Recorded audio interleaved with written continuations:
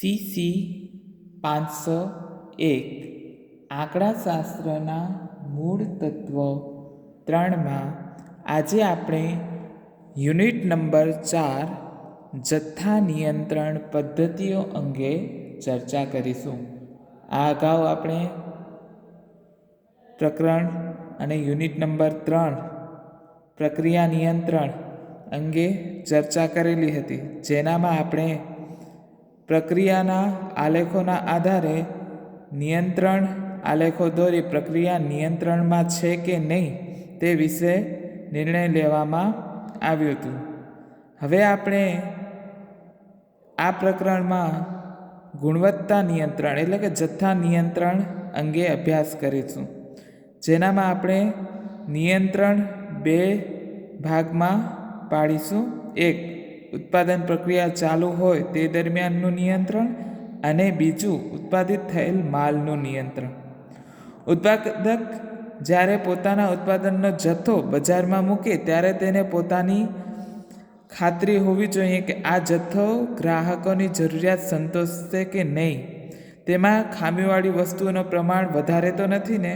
કેટલું ખામીવાળું વસ્તુઓનું પ્રમાણ છે, આ બધી વિગતો એ ઉત્પાદકને જાણ હોવી જોઈએ. જેના માટે આપણે જથ્થા નિયંત્રણ પદ્ધતિનો ઉપયોગ કરીએ છીએ, જેનામાં આપણે એક નિદર્શન યોજના એક નિદર્શન પદ્ધતિનો ઉપયોગ કરશું.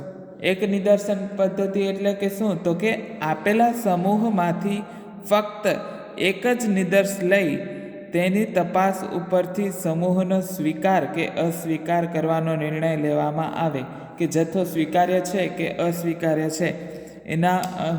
એનો નિર્ણય ખાલી એક જ વાર નિદર્શ લઈને કરવામાં આવે ત્યારે એક નિદર્શન પદ્ધતિ છે તેમ કહેવામાં આવે છે. જેમાં આપણે શું શું કરશું? તો કે આપણે જેનામાં કુલ એકમોની સંખ્યાને n વડે કેપિટલ N વડે દર્શાવશું. તેમાંથી n એકમો એક યદર્છ નિદર્શ તરીકે લેવામાં આવશે, એટલે સ્મોલ n તરીકે જે નિદર્શ લીધા હશે એટલા એકમો.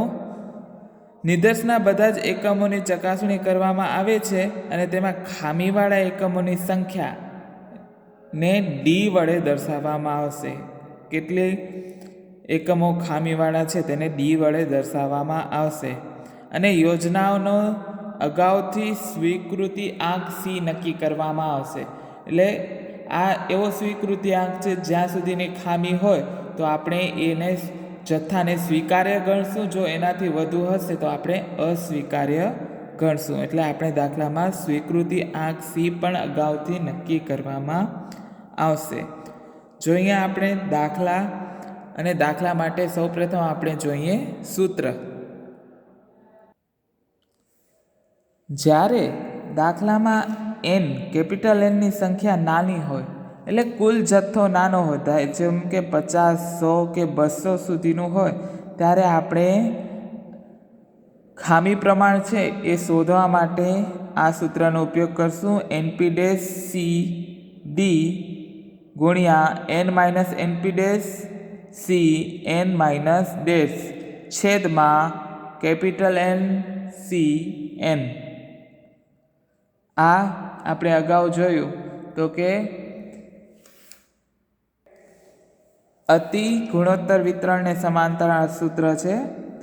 અને જો કેપિટલ N ની સંખ્યા મોટી હોય એટલે કે 1000, 2000, 3000 જેવી હોય ત્યારે આ ગણતરી મુશ્કેલ બનશે. ત્યારે આપણે પોઈઝન વિતરણની રીતે ખામી પ્રમાણ શોધીશું. સૂત્ર શું છે? ખામી પ્રમાણ P કૌંસમાં D બરાબર E-np ડેશ ઘાત કૌંસમાં np ડેશ ઘાતની D ઘાત છેદમાં D ફેક્ટોરિયલ. આ રીતે આપણે દાખલાની ગણતરી કરી ખામીનું પ્રમાણ શોધીશું. વધુ આગળ દાખલા ગણીશું ત્યારે સમજીશું કે કઈ રીતે ખામી પ્રમાણની સંભાવના આપણે શોધીએ છીએ.